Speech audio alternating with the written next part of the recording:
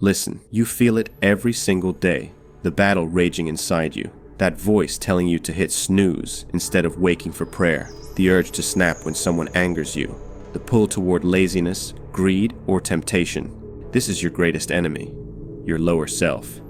And Islam doesn't pretend this struggle doesn't exist. It gives you the weapons to fight it. When your alarm rings before dawn, the first test begins.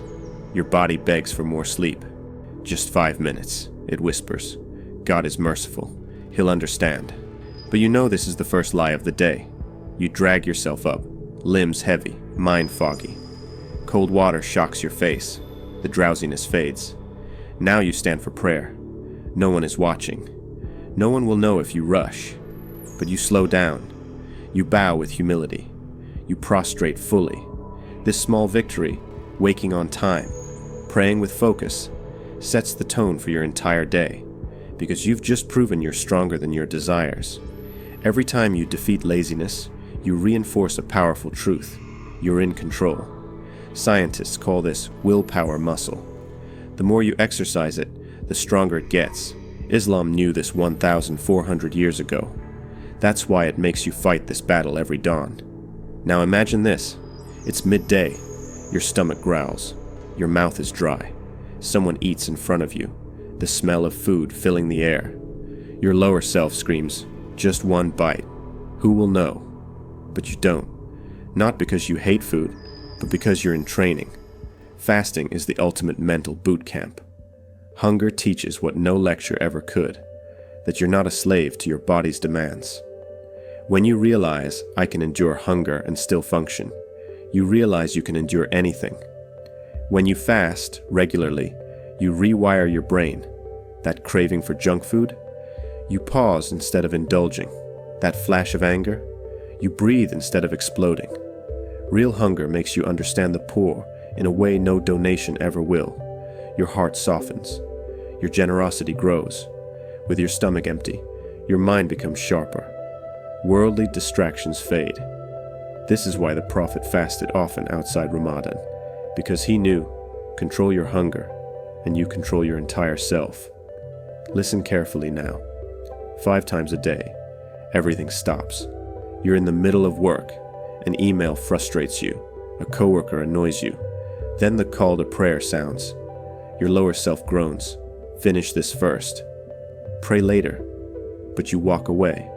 You wash your hands, your face, your arms, your feet. The water isn't just cleaning your skin.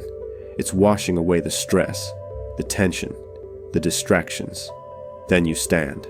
You recite. You bow. You prostrate. For those few minutes, the world disappears. Your problems shrink. Your ego humbles itself. Studies show these repetitive, meditative movements lower stress hormones and increase calmness. Islam didn't randomly prescribe 5 prayers. It engineered a system to force your mind into peace, whether it wants to or not. Your lower self loves money. It whispers, keep it. You might need it later. You worked hard for this. Why give it away? What if you become poor? But when you give, especially when it hurts, you strike a direct blow against greed. Imagine seeing a homeless man. Your first thought, he might use the money for drugs. Your lower self rationalizes keeping your wallet closed. But then you remember, your job isn't to judge.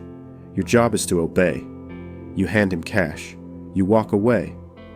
That moment of resistance, giving when every cell in your body wants to hold on, is spiritual weightlifting. The more you do it, the weaker greed becomes. People who give regularly experience something strange. They start caring less about money, not because they have more, but because they've broken the illusion that wealth equals security. Real security, Islam teaches, comes from God. Someone cuts you off in traffic. Your face gets hot. Your hands grip the wheel. Your lower self hisses.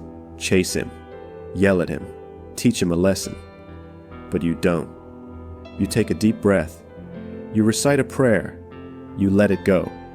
This is patience, not weakness, but controlled fury.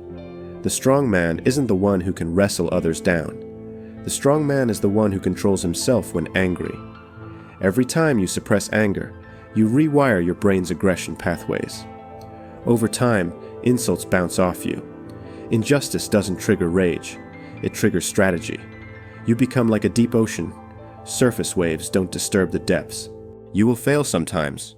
You'll lose your temper. You'll skip a prayer. You'll indulge when you shouldn't.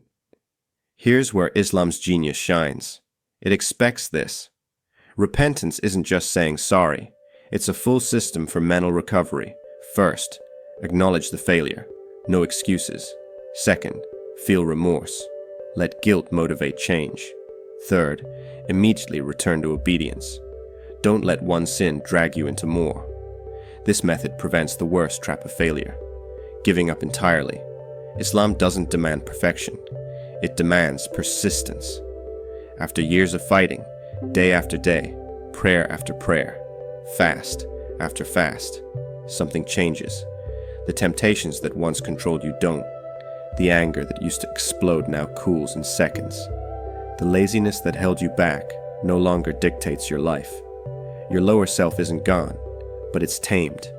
It no longer rules you. Now, it serves you. This is the stage called the soul at peace. When submission to God isn't a struggle anymore, it's your nature.